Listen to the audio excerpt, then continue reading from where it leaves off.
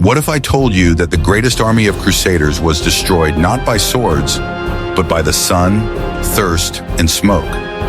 It was not just a military disaster, it was a lesson in how nature and human hubris can become a deadly alliance. In the heat of July 1187, the Knights of the Kingdom of Jerusalem marched toward their doom, confident they were heading for glory. But step by step, the desert itself led them into a trap. Saladin was in no hurry to attack. He waited. He knew that the heat, dust, and lack of water would do most of the work for him. The Crusader army, weighed down by heavy armor and weak discipline, was quickly losing strength. When the water ran out, the sun became their main enemy. Every step became torture, every attempt to catch their breath a desperate gesture. By the time the smoke from the burning grass covered the camp, the Crusaders were no longer an army, just a crowd of exhausted people. Saladin struck at the very moment when the enemy was blinded and suffocating, and what began as a march to victory turned into the collapse of an entire era. Watch the video to the end to find out how, in just 2 days, Saladin destroyed an army that was considered invincible, why the fate of Jerusalem was decided a few kilometers from a water source, and how pride became the knight's final enemy.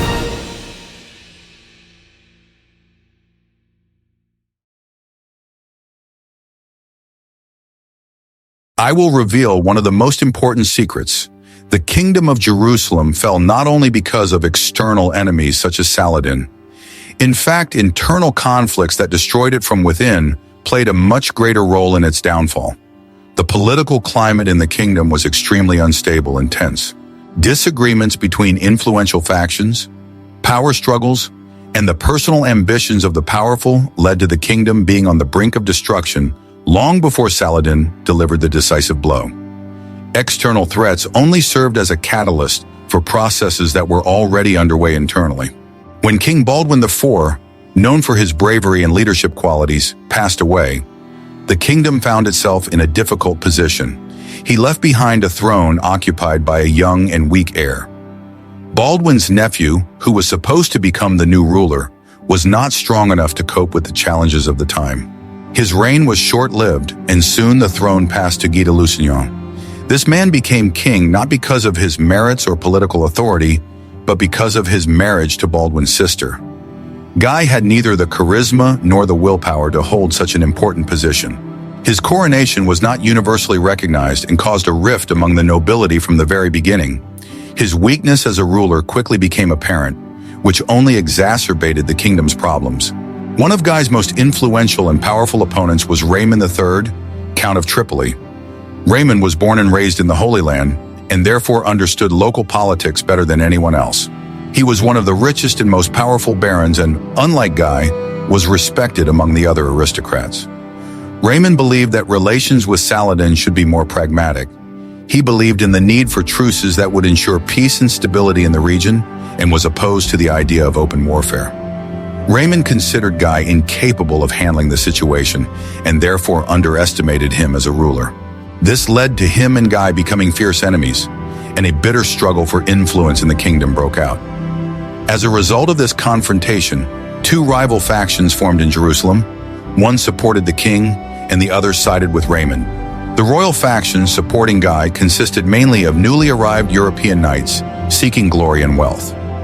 These knights did not understand the complexity of the political situation in the East and viewed Raymond as a coward who was not ready for decisive action. They considered his caution to be weakness and strongly supported aggressive actions, which they were ready to carry out for their own benefit. Among the most prominent representatives of this group were Gerard de Redford, Grand Master of the Knights Templar, and Renaud de Chatillon, who became one of the most famous and controversial figures of the time.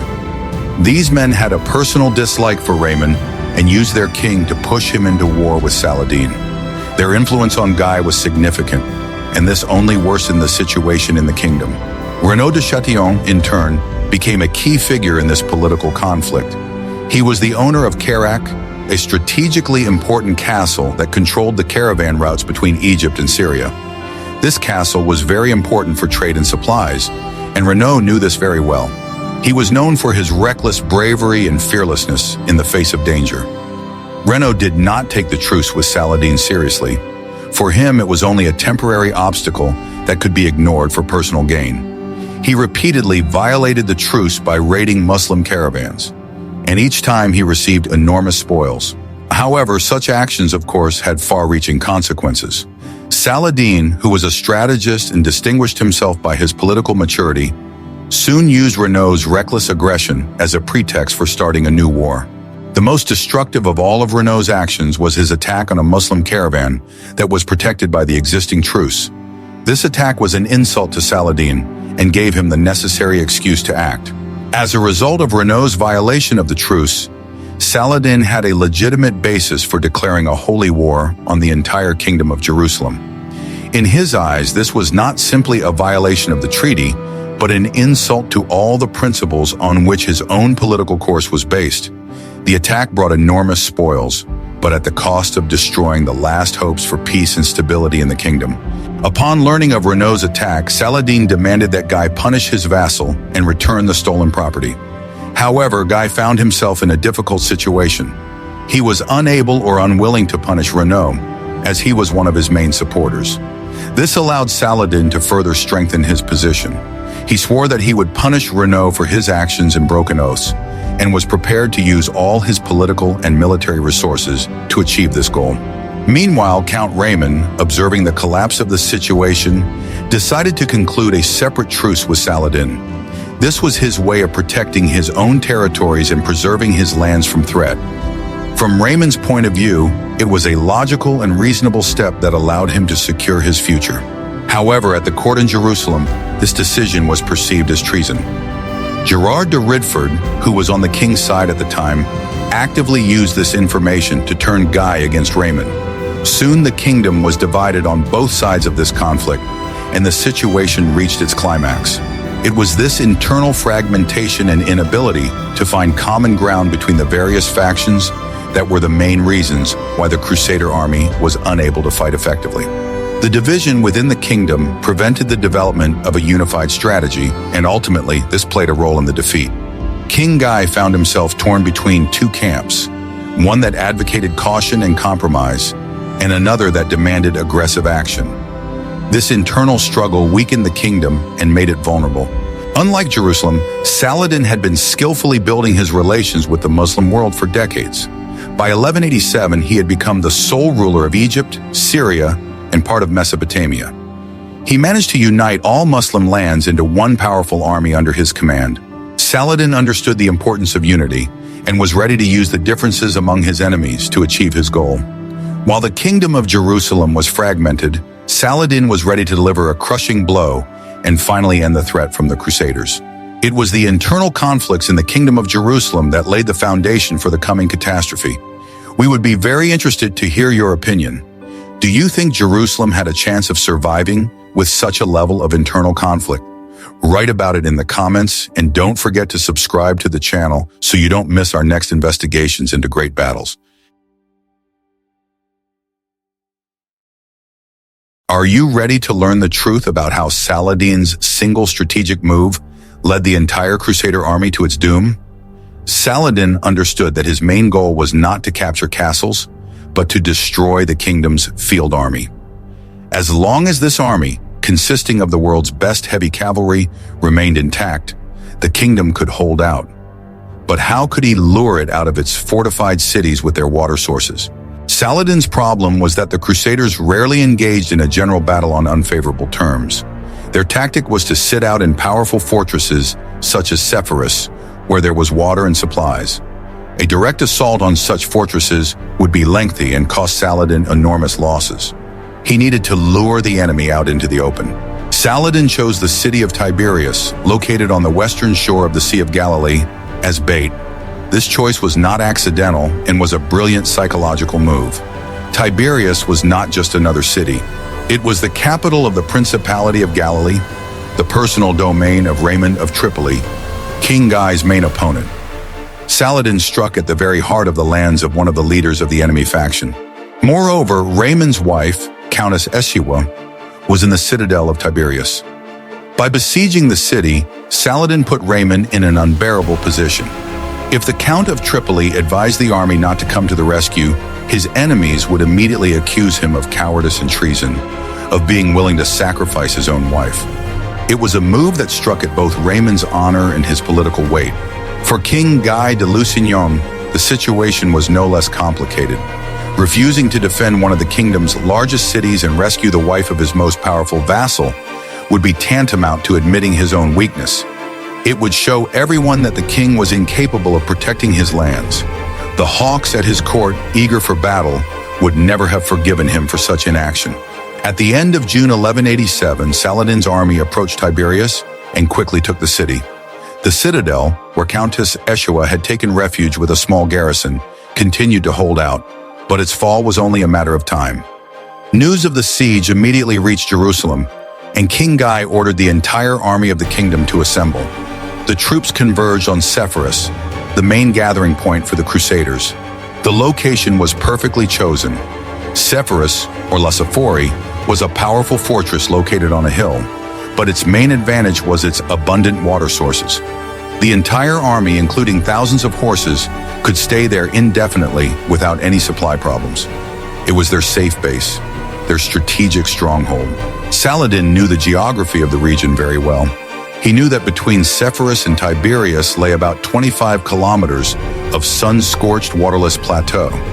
Any army that decided to cross this plateau in the heat of July would face serious difficulties.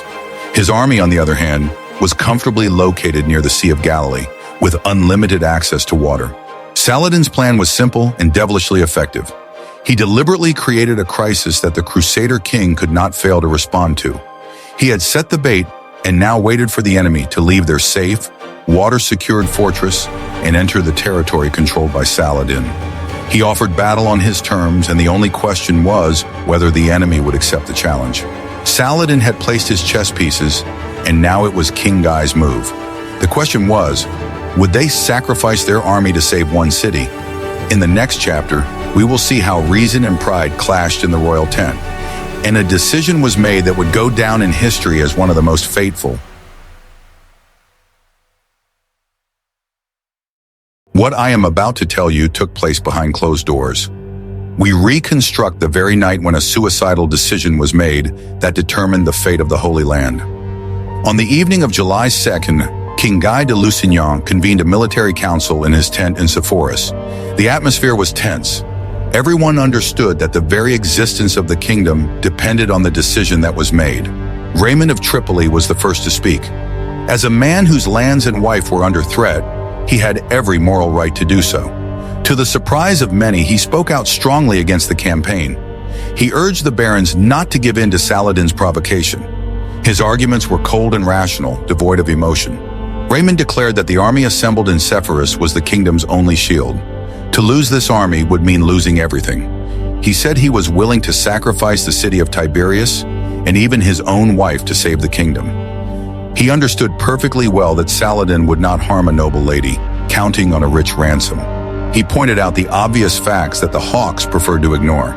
He reminded them of the waterless plateau between Sepphoris and Tiberias. He emphasized that marching under the July sun would be disastrous for the army even before it encountered the enemy. He begged the king to stay at the springs and force Saladin to attack them from a favorable position or retreat ingloriously when he began to have supply problems. Surprisingly, Raymond's logic worked. His arguments were so convincing that most of the barons, and even King Guy himself, agreed with him. The decision was made to remain in Sepphoris. It seemed that common sense had prevailed, and Saladin's trap had failed. The council was dismissed, and the barons dispersed to their tents. However, that was not the end of it. That same night, Gerard de Ridford, the master of the Knights Templar, came to King Guy's tent. He was furious about the decision that had been made. Gerard was a personal enemy of Raymond and considered him a coward. He began to exert intense psychological pressure on the king. The Grand Master of the Knights Templar accused Raymond of cowardice and possible treason. He ridiculed the king, saying that he was unworthy of wearing the crown if he allowed a traitor baron to dictate his will and abandon the besieged city to its fate. He painted a picture of the shame that would fall on the king if he did not dare to take action. Gerard de Ridford also reminded Guy how much he owed to the Knights Templar. He hinted that it was his support that had allowed Guy to ascend the throne against Raymond's wishes. The Grand Master essentially demanded that the king repay his political debt. He declared that if the army did not march, the Templars would consider it a disgrace. The weak-willed King Guy could not withstand this pressure. He feared appearing cowardly in the eyes of the Hawks more than he feared Saladin's army. He yielded to the pressure of one man. That same night, unbeknownst to most of the barons, he overturned the council's decision and gave the order to prepare for departure at dawn. On the morning of July 3rd, when the army received the order to march, many were shocked. Raymond of Tripoli, upon learning of this, reportedly exclaimed that the kingdom was finished. But the order had been given, and it could not be disobeyed. The army, clad in heavy armor, left the life-giving springs of Sepphoris and stepped into the scorching, waterless desert. This decision, made by one man under pressure from another, overrode common sense and doomed thousands. It became a perfect example of how personal scores and fear of appearing weak can lead to a grand catastrophe. If you appreciate stories where personal ambitions lead to grandiose consequences, like this video. Guess what happened next? At dawn on July 3rd, the army of Jerusalem, one of the greatest forces ever assembled by the Crusaders, set out on a march that would be a one-way trip. The column stretched for miles. Heavy cavalry led the way, with infantry in the center guarding the most precious relic of the Christian world. The true cross was carried along with the army. It was the very relic on which it was believed the founder of their faith had been crucified. The cross was carried by the Bishop of Acre, and its presence was supposed to inspire the soldiers and guarantee them divine assistance. The soldiers believed that with such a holy relic, they simply could not lose. This confidence was part of their impending downfall. The conditions of the march were monstrous. It was July, the hottest month of the year. The soldiers were dressed in quilted gambesons and heavy chainmail, and the knights wore closed helmets. The black volcanic soil of the plateau was scorching under the sun, and the heat came not only from above, but also from below. The water in the skins they had taken from Sepphoris quickly heated up and began to run out. As soon as Saladin received word that the Crusader army had left Sepphoris and advanced into the waterless plain, his trap snapped shut. He immediately withdrew the bulk of his army from the siege of Tiberias, leaving only a small detachment to blockade the citadel. His main forces moved to cut off the Crusader column, blocking their retreat. Saladin had no intention of engaging in direct combat with heavy knightly cavalry. That would have been too dangerous. Instead, he employed a tactic favored by Eastern armies.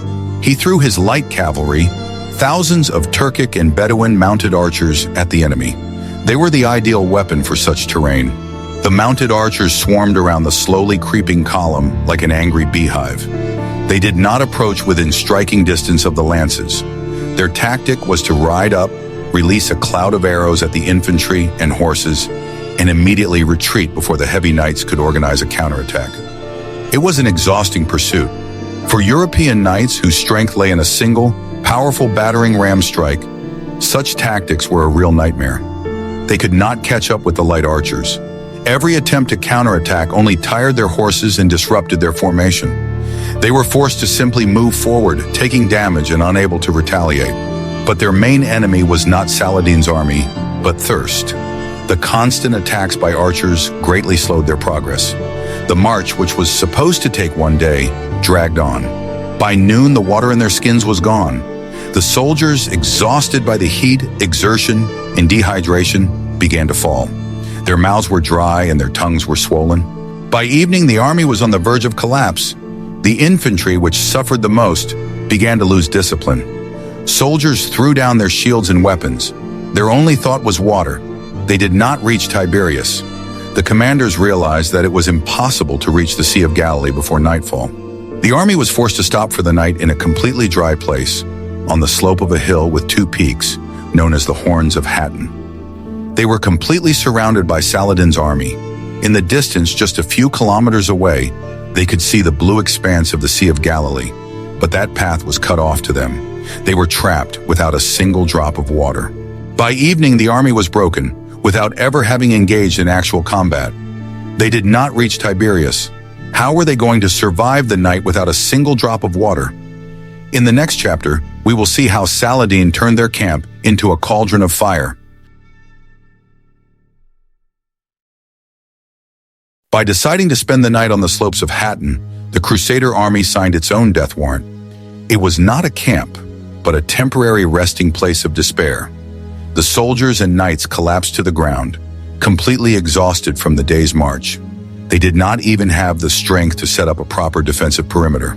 They were trapped, and they all knew it. Saladin wasted no time. His army completely surrounded the hill, occupying all the dominant heights. His warriors, on the other hand, did not suffer from thirst.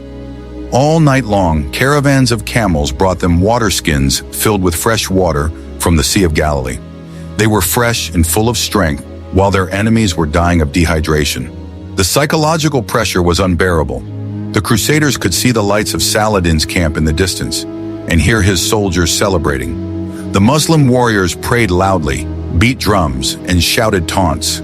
They deliberately poured water loudly on the ground to complete the moral humiliation of their surrounded enemy.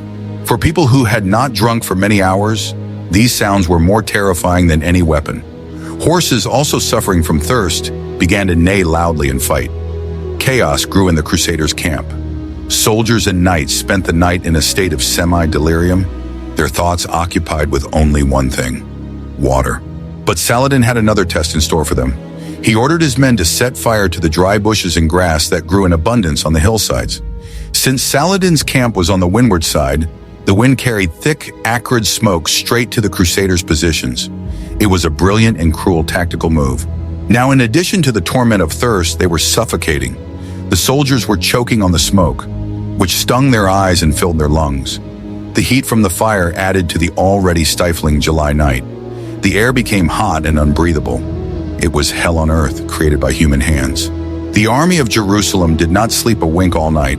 They sat in the smoke, suffocating, suffering from unbearable thirst and listening to the taunts of the enemy. Their morale was destroyed. All discipline and will to resist evaporated.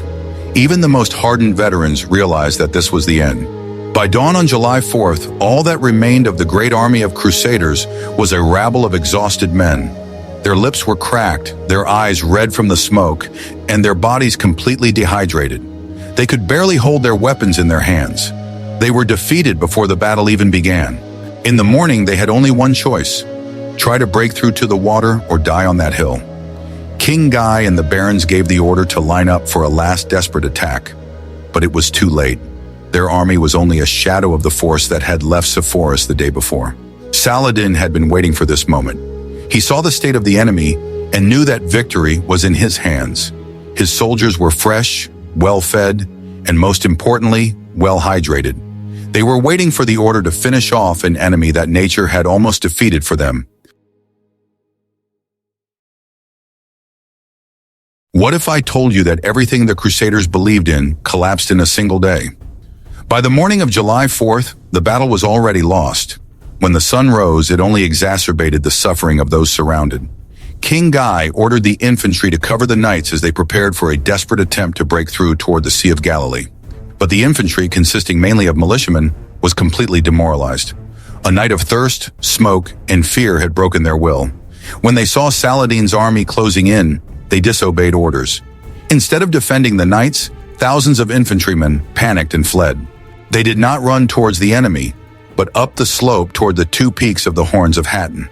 It was a senseless maneuver from a tactical point of view. They were simply looking for any high ground, hoping to find salvation there. By fleeing, they finally destroyed the army.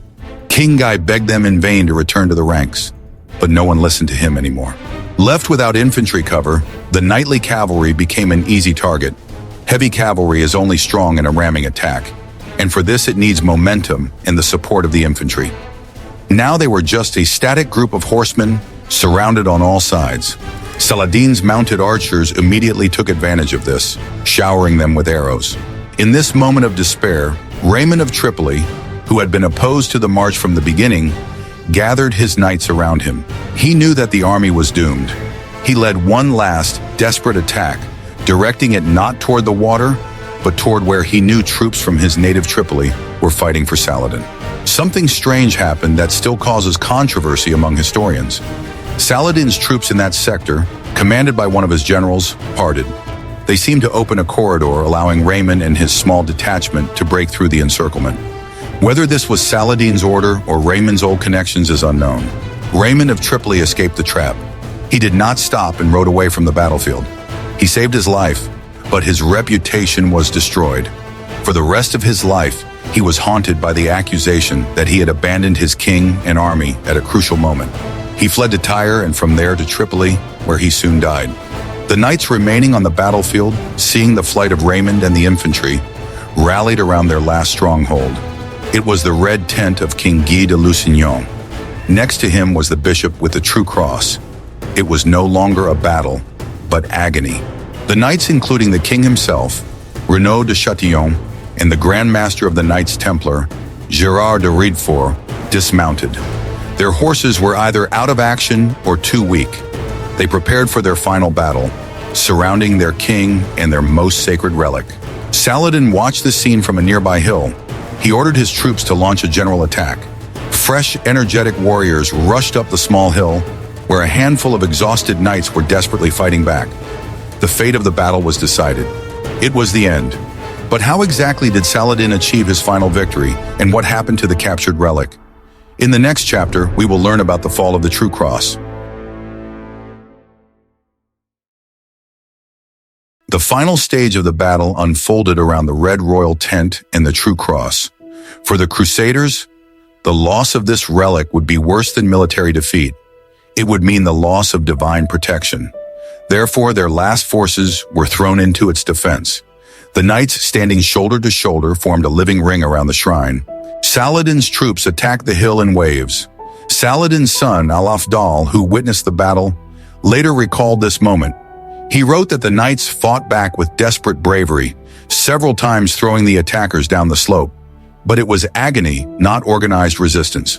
During one of the attacks, the Bishop of Acre, who was holding the True Cross, was struck down. The relic fell to the ground. This caused instant panic among the defenders.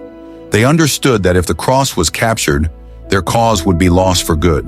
The knights rushed to wrest the shrine from Saladin's approaching warriors. Despite their desperate resistance, the forces were too unequal. Saladin's warriors crushed the defenders.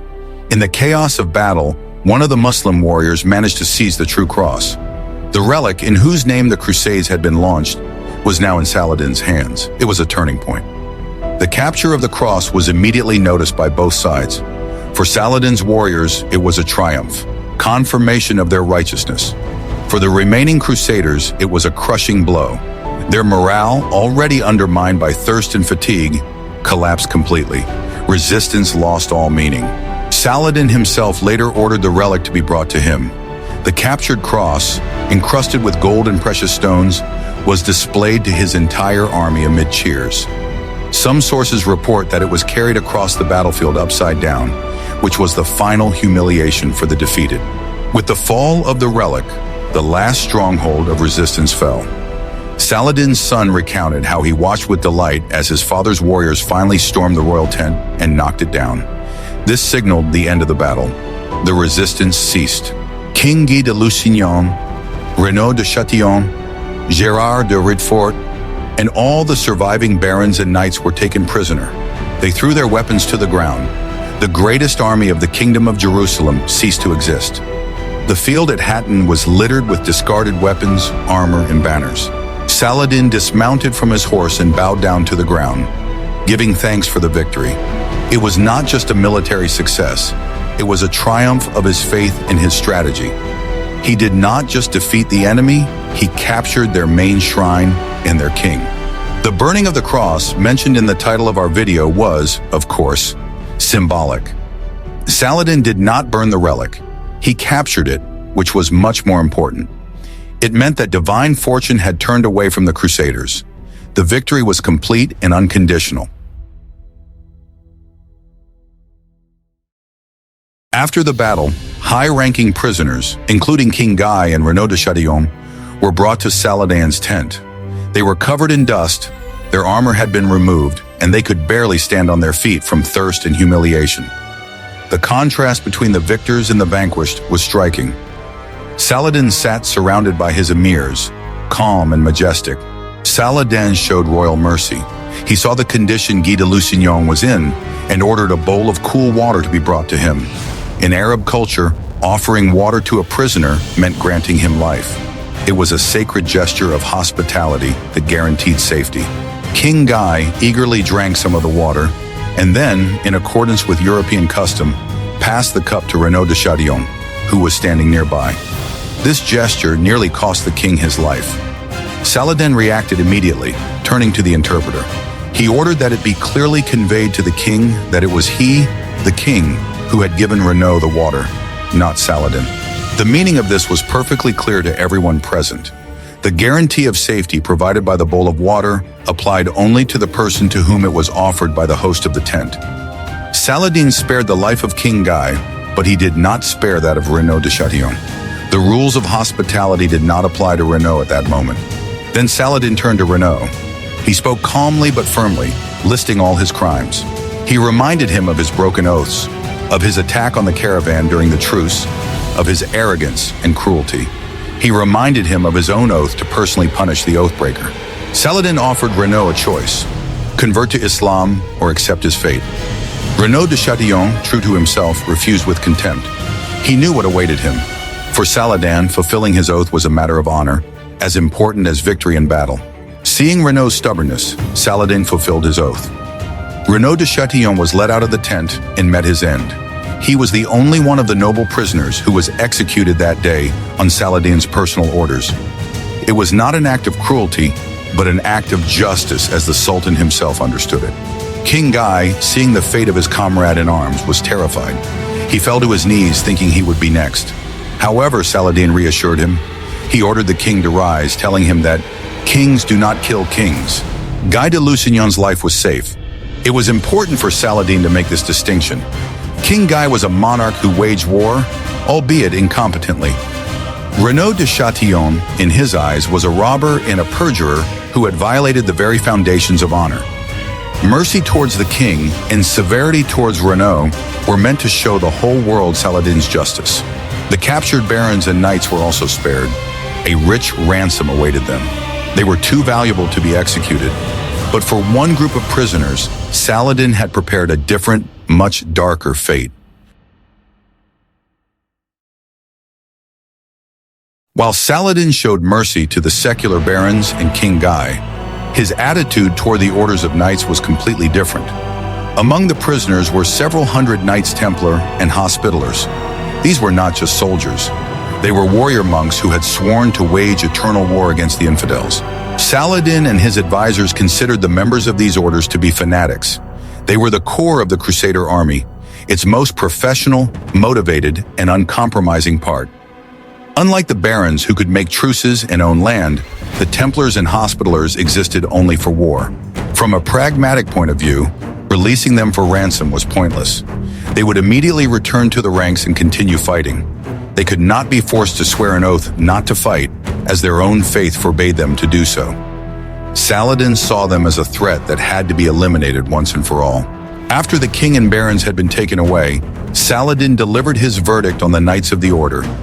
Each of them was offered a simple choice: renounce their faith and convert to Islam, thereby saving their lives, or remain true to their vows and accept the consequences. The Knights' decision was almost unanimous. Of the hundreds of captured Templars and Hospitallers, almost none agreed to convert. They were warrior monks to the end. They chose to remain faithful to their vows, knowing full well what that meant. What happened next was not a battle, but a methodical elimination. Saladin ordered all the knights who refused to be led away. The task of carrying out the sentence was entrusted to his soldiers and Sufi mystics who were in the camp. For them, it was a religious act. According to eyewitness accounts, the knights went to their fate with dignity. They supported each other and prayed. By the evening of July 4th, the professional corps of the Jerusalem Kingdom's army no longer existed. It was a deliberate strategic decision. The only high-ranking member of the order whom Saladin spared was the Grand Master of the Knights Templar himself, Gerard de Ridford, the very man who had convinced King Guy to go on this suicidal campaign. Saladin spared his life, hoping to exchange him for the important fortress of Gaza. This decision would later come back to haunt Saladin. Gerard de Ridford would eventually be ransomed and returned to lead the Templars, causing many more problems. But at that moment, Saladin probably considered him more valuable as a hostage than as a victim. By destroying the Order's knights, Saladin dealt a blow to the kingdom from which it could not recover. He deprived it not only of soldiers, but of its backbone, its most experienced and ideologically motivated force. Now the way to Jerusalem was open. The consequences of the Battle of Hattin were so devastating that they became a veritable apocalypse for the Kingdom of Jerusalem. It was not just a battle that ended in defeat. It was a catastrophe that destroyed all the kingdom's military forces and deprived it of its last chance to resist. The entire army, assembled with enormous effort from all corners of the kingdom, was completely destroyed in a single day, leaving the kingdom defenseless and doomed.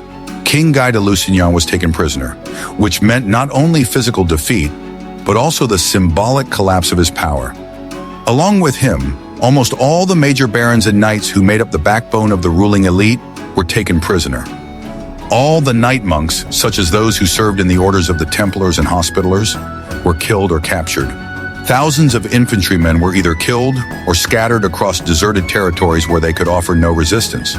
As a result, the Kingdom of Jerusalem was left without an army, which meant it was completely powerless in the face of external threats. All the military power that the kingdom had built up over the years disappeared in a matter of hours. And now the kingdom had no one to defend its cities and fortresses. Saladin, meanwhile, did not stop there. He was well aware that the moment of truth had come, and he was not going to waste precious time. His actions were swift and decisive. He dispersed his army throughout the kingdom, and as a result, the cities of the Crusaders began to fall one after another like dominoes. These cities, which at other times could have resisted a siege for a long time, surrendered almost without resistance. Their garrisons had either been killed at Hattin or were now prisoners of Saladin. Ports and coastal cities such as Acre, Jaffa, Sidon, and Beirut literally opened their gates to the Muslim army without offering any resistance. There were practically no defenders left in these cities, and those who remained were no longer able to resist Saladin's forces. The only major city that was still able to resist was Tyre. Here, Raymond of Tripoli, one of the few barons who survived the Battle of Hattin, managed to organize a defense. He was later joined by Conrad of Montferrat, who led the defense of the city. However, this was almost the only example of resistance, and in general, the Kingdom of Jerusalem collapsed under Saladin's attacks. For several months after the Battle of Hattin, the Muslim commander's army stood at the walls of Jerusalem, ready for the final battle. When Saladin's army approached Jerusalem, the city was overflowing with refugees fleeing the advancing threat. However, there were almost no soldiers among these refugees, and the city was virtually defenseless. The only one who remained at his post was Balian of Ibelin, one of the few barons who managed to escape capture at Hattin. Balian, realizing the hopelessness of the situation, knew that it would be impossible to hold the city. He had neither the strength nor the means for a full-fledged defense. He was forced to knight dozens of squires and local residents in order to somehow increase the combat effectiveness of the defenders. However, this was only a temporary measure, and Balian understood perfectly well that the city's defense was doomed. After a short siege, Balian d'Ibelin, realizing that the situation had reached a critical point, began negotiations with Saladin.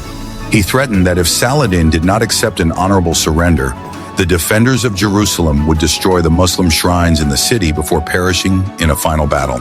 This threat was a serious step because Balian knew how important the shrines were to Muslims and understood that Saladin would seek to avoid their destruction. Saladin, in turn, did not want to desecrate a city that was so important, not only from a religious but also from a political point of view. That is why he agreed to honorable terms of surrender in order to avoid unnecessary casualties and destruction. In October 1187, Saladin made a triumphant entry into Jerusalem. His actions in the city were completely different from those taken by the Crusaders almost 90 years earlier.